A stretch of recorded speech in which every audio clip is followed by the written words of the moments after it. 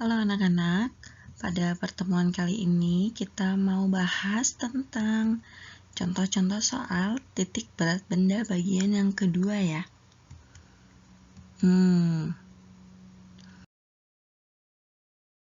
Masih ingat formulasi ini, nak? Nah, ini formulasi jika digunakan untuk benda-benda satu dimensi. Misalkan, contohnya tentang perpaduan tiang atau perpaduan kawat atau perpaduan kerangka besi. Ya, yang kedua adalah formulasi yang digunakan untuk benda dua dimensi. Ya, contohnya benda dengan bangun datar dengan luas bidang tertentu. Seperti itu. Nah, yang ketiga, benda dengan volume tertentu. Ya, perpaduannya. Kalau kalian perhatikan, di sini yang membedakan hanyalah bagian panjang, luas, dan volumenya. Ya, kenapa itu berbeda? Tergantung dari bentuk bendanya. Tapi sebenarnya untuk formulasi X dan Y-nya itu sama. Ya, L1X1 ditambah L2X2. Kalau untuk dua dimensi berarti A1X1, seperti itu. Yang membedakan kuncinya adalah kalian harus bisa membagi benda-benda ini menjadi beberapa bagian dan menentukan titik X, Y untuk masing-masing bendanya. Gitu.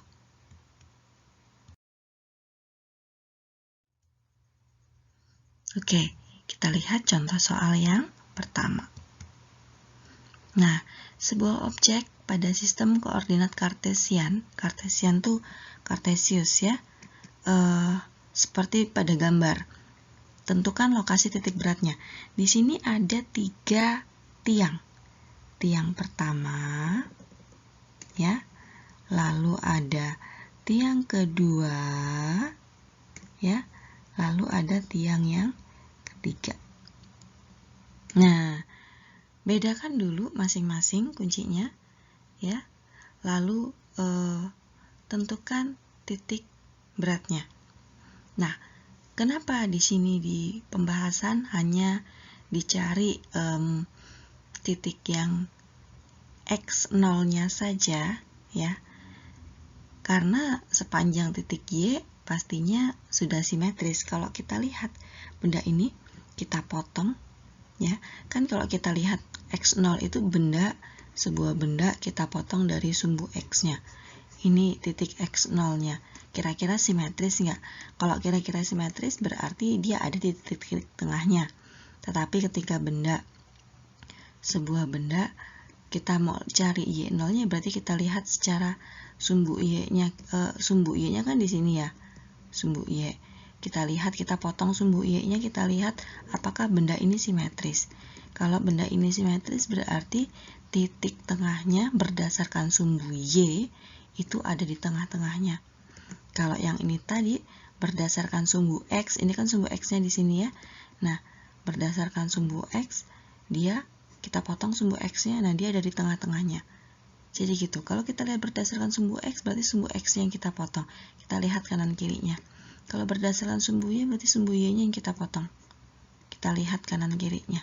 Nah, sekarang lihat benda ini. Ketika dipotong dengan Y, ya, searah sumbu Y, dipotong sumbu Y-nya, kita lihat Y0-nya, kan dia seimbang antara bagian atas dengan bagian bawah. Oh, kalau seimbang bisa dipastikan, berarti Y0-nya adalah 3 karena dia simetris. Ya.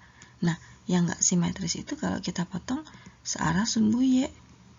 Kenapa nggak simetris? Di sini nggak ada tiang lagi, yang di sini masih ada ini, tiang yang ini. Ya kan? Artinya kita harus cari tumpuannya ada di mana. Nah, disitulah makanya kita potong sumbu X, searah sumbu X ya, kita potong. Kita lihat sumbu X-nya benda masing-masing. Benda pertama, benda kedua, benda ketiga. Nih benda pertama, panjangnya berapa? 4. Titik beratnya ada di mana berarti? Gitu ya. Ada di titik. Oke, sebentar. Nah, benda pertama ini, titik beratnya kan ada di sini. Ya, di 2. Yang benda kedua juga gitu, benda kedua yang berdiri ya. Benda kedua yang berdiri tegak ya pas dia di sini juga. Ya, tingginya berapa kok bisa 6, Bu? Ya, dari 0 sampai ke atas 6. Oke. Nah, lalu untuk benda yang ketiga nih. Titik beratnya ada di mana dia? Titik berat itu nantinya akan menjadi poros tempat kamu meletakkan benda.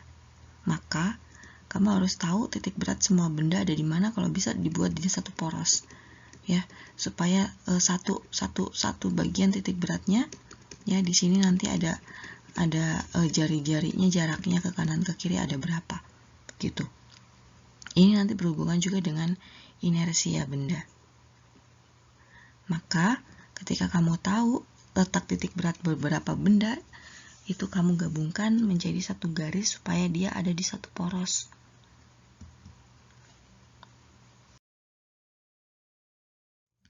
Nah, contoh yang kedua. Ini kira-kira menggunakan konsep berapa dimensi nih? 1 dimensi, 2 dimensi, gitu ya. Nah, seperti tadi Ibu bilang, terdapat objek 2 gabungan. Ya, tentukan titik berat objek. Di sini udah jelas nih optionnya. Ya, A, B, C, D, E semua nilai X 0-nya itu adalah 4.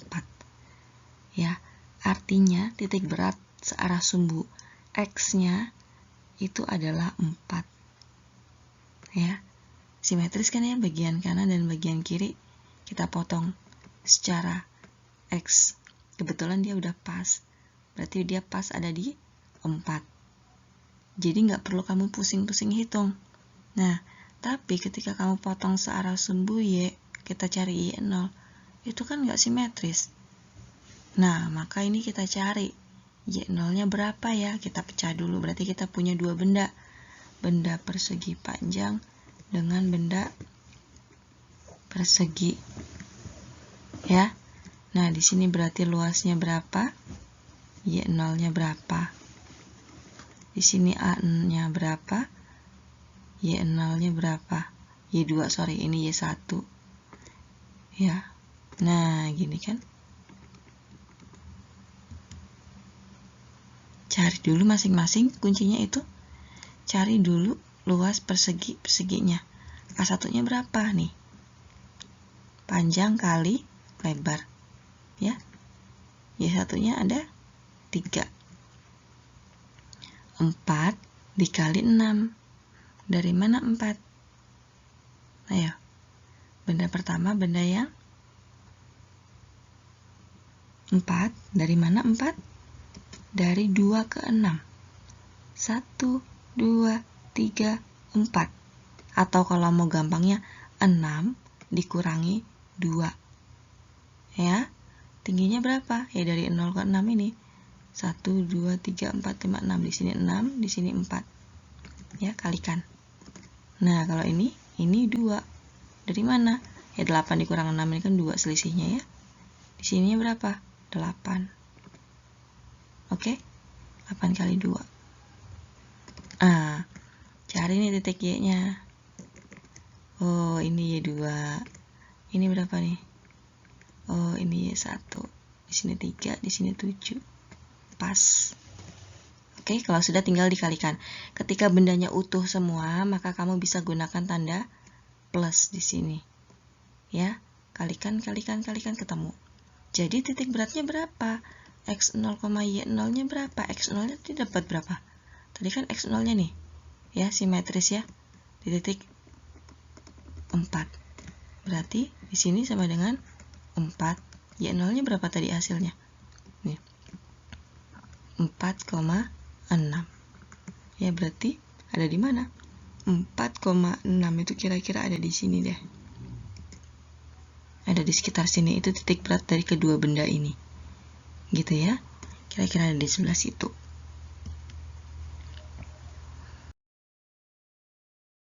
Nah, berikutnya.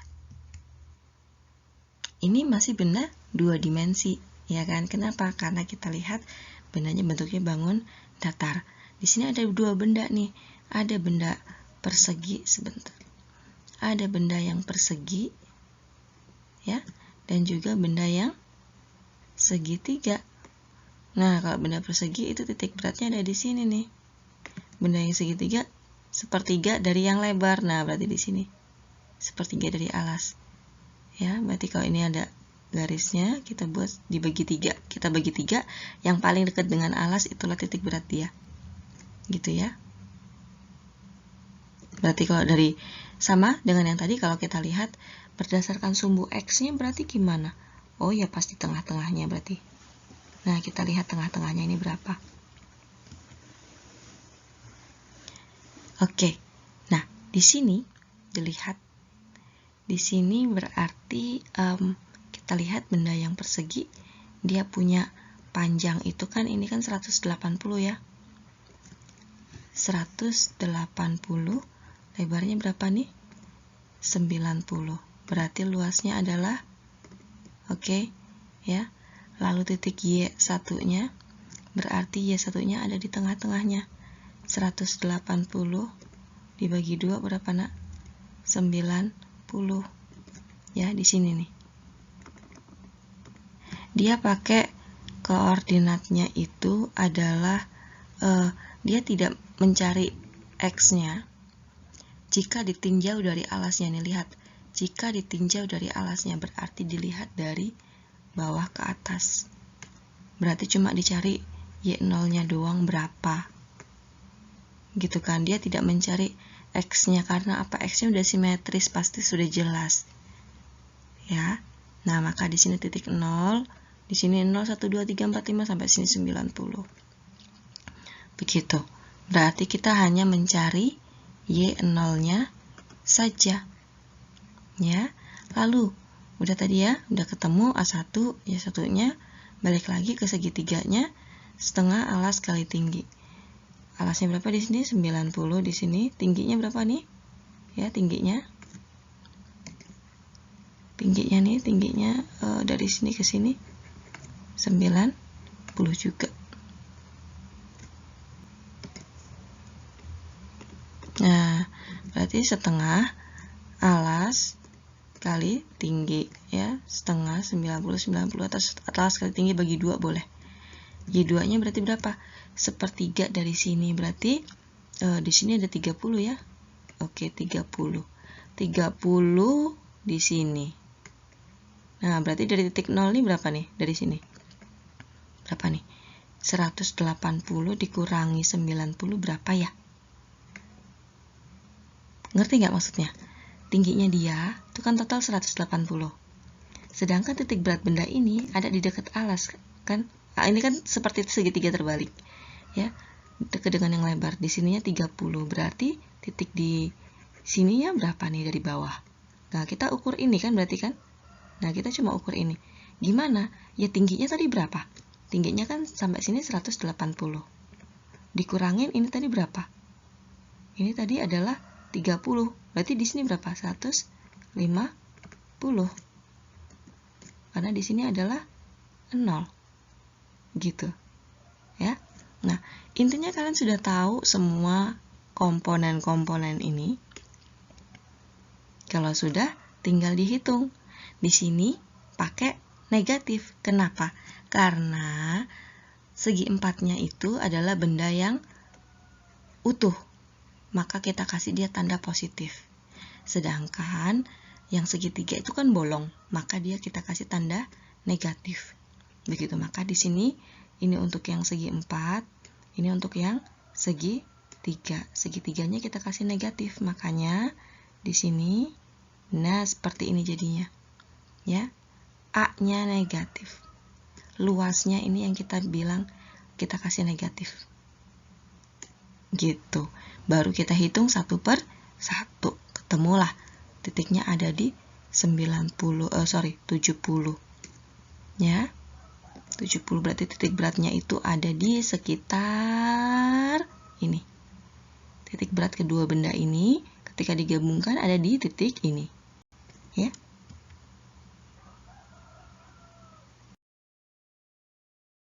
Oke, kita lihat soal yang berikutnya. Nah, perhatikan di sini. Di sini ada bola pejal. Bola bejal berarti bola yang punya ruangan di dalamnya walaupun ruangannya padat. Nah, maka kita akan gunakan konsep benda 3 dimensi di sini. Karena apa? Benda ini memiliki volume. Gitu ya. Nah, maka kita punya dua benda. Bola besar dan bola rongga. Nah, berarti di sini kita perlu volume. Ini benda yang pertama ya. Benda yang pertama, ini benda yang kedua. Nah, benda yang pertama kita lihat volumenya. Volumenya adalah 4/3 PR pangkat 3 volume bola kan ya. Nah, kalau kita lihat benda ini bentuknya, kalau kita lihat nih sumbunya kita buat di sini. Ini sumbu X-nya, ini sumbu Y-nya. Nah, titik nolnya ada di sini pusatnya. Maka kalau kita gunakan Cartesius yang model seperti ini nantinya, ya, dia akan ada sumbu X positif dan sumbu X negatif, kayak bilangan positif dan bilangan negatif. Nah, kita lihat, kalau benda ini kita lihat secara X0 dan Y0, perhatikan. Kalau kita lihat secara Y0, berarti benda ini kita potong dari sumbu Y-nya, ya. Benda ini nampak simetris ya. Nah, makanya kita tidak perlu pusing untuk memikirkan berapa nilainya. Oh, sudah pasti ada di tengah-tengahnya.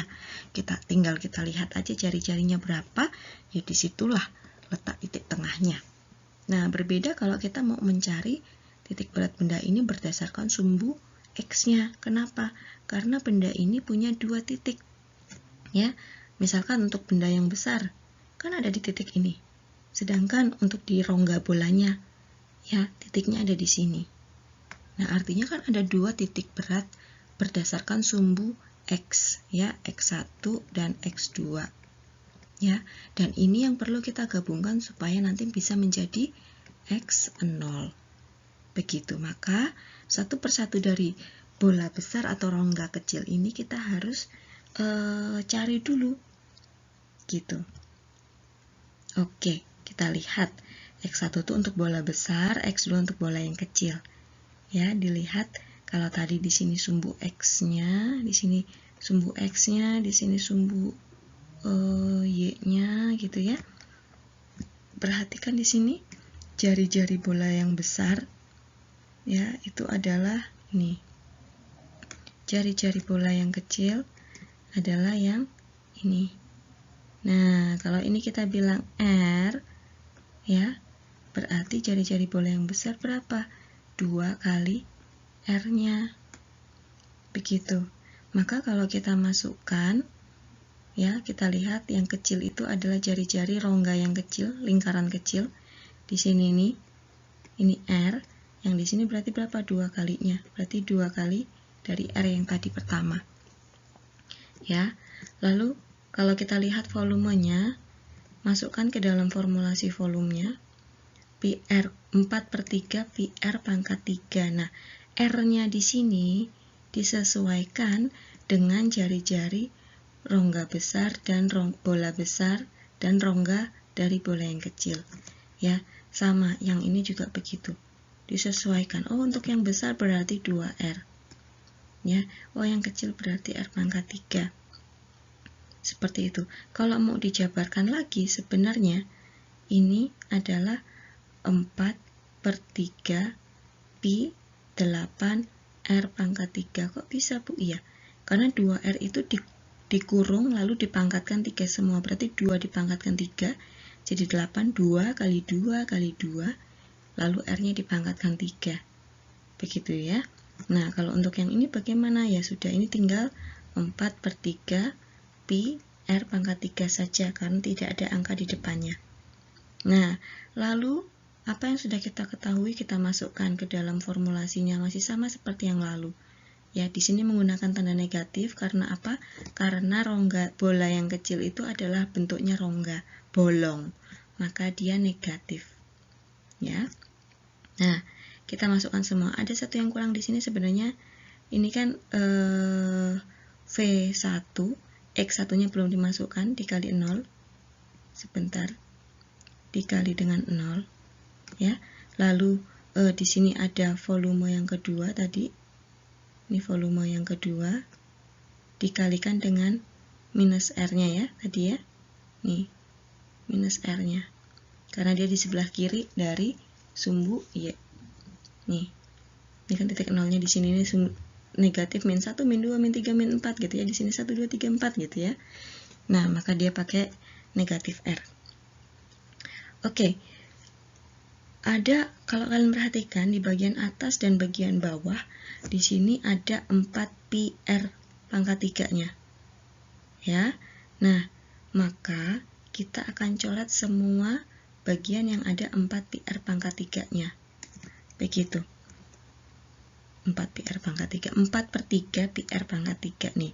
4 per 3 pi-nya kita coret dulu semua. Kenapa dicoret? Karena dia pecahan. Pembagian atas dibagi bawah, tapi syaratnya karena dia selain pembagian dia juga ada penjumlahan pengurangan gitu ya. Nah, maka apa yang kita coret harus ada di semua bagian. Ini kan ada 4 keluarga. Keluarga 1 dikurangi keluarga 2 dibagi keluarga 1 dikurangi keluarga 2 gitu ya. Nah, di keempat komponen ini harus ada item-item yang sama. Apa aja yang ada yang sama nih? 4 per 3 pi R pangkat 3-nya. Nah, lalu ini R pangkat 3-nya juga kita coret. Ya, R pangkat 3-nya, R pangkat 3-nya, R pangkat 3-nya. Ya, tadi di sini kan ada 8 ya, karena 2-nya dipangkatkan 3 ya. Nah, 2 pangkat 3-nya tidak berubah.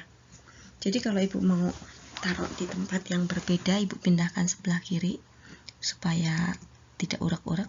Berarti ada 4 per 3 pi 8 R pangkat 3 dikali 0 gitu ya, yang bagian sebelah kiri keluarga yang kiri ini ya, dikurangi 4 per 3 pi R pangkat 3 dikali min R. Nah, ini untuk yang keluarga sebelah kanan ya, dibagi 4 per 3 pi 8 R pangkat 3 yang bawah nih. Oke. Dikurangi 4 per 3 pi R pangkat 3. Nah, maka tadi Ibu bilang, Ibu mau coret dulu yang 4 per 3 pi, biar kalian nggak bingung. Harus ada di semua bagian. 4 keluarga ini punya ya. Terus apalagi yang dipunyai 4 keluarga ini? 4 keluarga ini punya R pangkat 3. Oke, gitu ya. Nah, maka tinggal apa nih? Berarti ini dikali 0 tinggal 0, Bu. Yang ini negatif dikali negatif R. Jadi tinggal apa, Bu? Tinggal positif R. Kok bisa negatif dikali negatif jadinya positif? Ya, 1 dikali R jadinya ya R. Dibagi, di sini tinggal ada angka 8. Ya, dikurangi. Ini bukan hilang, bukan 0, karena tidak dikali 0. Tinggal apa nih? Tinggal kalau habis itu artinya 1. Nah, berarti tinggal 0 tambah R jadi R, dibagi 8 dikurang 1 jadi 7. Ini juga sama saja dengan 1R. Ya, jadi apa? 1 per 7 kali R boleh. Cara nulisnya ya, mau R per 7 juga boleh. Nah, berarti mana yang cocok nih? Nih jawabannya yang cocok. Gitu ya.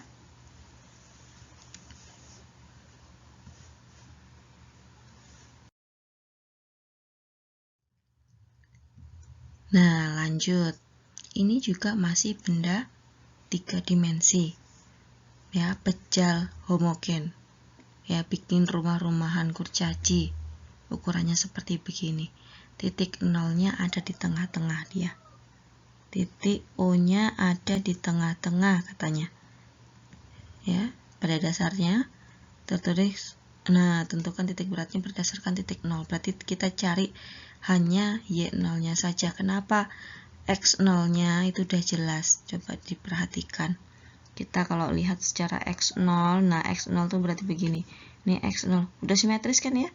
Ya, berarti kita nggak perlu cari lagi. Berarti X0-nya sudah pas, sudah ada berapa nilainya X0 ini nih. Ya, berarti nilainya 0. Kebetulan kalau kamu perhatikan juga di optionnya itu sudah menjelaskan nih. Nah, berarti nggak usah pusing-pusing lagi untuk menentukan berapa nilai X0-nya gitu ya. Yang perlu kita pusingkan adalah nih. Oke. Nah, di sini ada dua benda. Benda yang pertama ada bentuknya tabung, ya. Benda yang kedua adalah kerucut. Berarti kamu harus tahu dulu volumenya. Ya, luas alas kali tinggi. Kalau atasnya dasar berarti luas alas. Luas alas itu alasnya lingkaran, berarti pi r kuadrat luas alas kali tinggi. Kalau bentuknya dia atasnya runcing berarti sepertiga dibagi 3. Sepertiga luas alasnya bentuknya lingkaran, pi r kuadrat dikali tinggi. Gitu ya, sama ya. Nah, kita kasih nama benda 1, benda 2. Oke. Ya, benda 1, benda 2. Ini yang benda pertamanya, ini yang benda keduanya. Ya, sama di sini gunakannya. Caranya sama, tinggal kita masukkan tingginya berapa. Ya, tinggi benda yang pertama ini kalau kita cari berarti titik berat benda yang pertama itu ada di sini nih, tengah-tengahnya. Nah, ini adalah Y1-nya. Berapa nilai Y1-nya? 20 ya, setengah dari tingginya. Nah, lalu untuk Y2-nya gimana? Sepertiga dari alas. Sepertiga dari alas berarti di sini ada berapa nih? 30 dibagi 3 ya. 10, 10, 10, berarti di titik ini. Berapakah titik ini? Berarti 40 ditambah naiknya berapa tadi? 10. Berarti ada di 50 ya harusnya. Di sini 47,5, 47,5. Oke, boleh. Mau 50, mau 47,5 juga boleh. Ya. Di sini tidak ada keterangan dia ambil 47,5 dari angka berapa. Kalau kalian mau bulat, ya, mau bulat ya langsung saja 50, nggak masalah juga. Ya, kira-kira ada di sebelah sini. Seperti itu. Hitung volumenya, tentukan titiknya. Sudah, kalau sudah tinggal kamu hitung saja di sini. Ya, di sini dia pakai volumenya 4000, 0 dikali, oke. Titik 0, titik X-nya ini tidak perlu, karena kali itu sudah lihat dia simetris, jadi hasilnya juga sebenarnya tetap sama. Kalaupun kamu hitung juga hasilnya tetap sama. Ya, kita fokus saja di sini. Ya. Nah, mencari Y0. Jadi ketika benda itu ketika kamu lihat dia sudah agak simetris, sudah dilihat simetris kayak nilai mencari X0-nya tadi, ya nggak usah dihitung, nggak apa-apa. Yang jelas dia sudah pasti simetris ya. Ya, karena hasilnya juga nanti akan sama. Lalu masukkan semua ini untuk menemukan koordinat searah sumbu Y-nya. Ya, tinggal kamu kalikan. Nah, di sini kontradiksinya ada di sini nih. 47,5 tidak diberikan keterangan, di sini didapatkan dari mana 47,5. Begitu, tinggal dihitung saja, selesai. Cara hitungnya sama ya.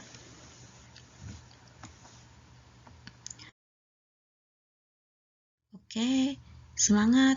Ibu yakin kalian bisa untuk menyelesaikan setiap soal ini ya. Oke, sampai jumpa.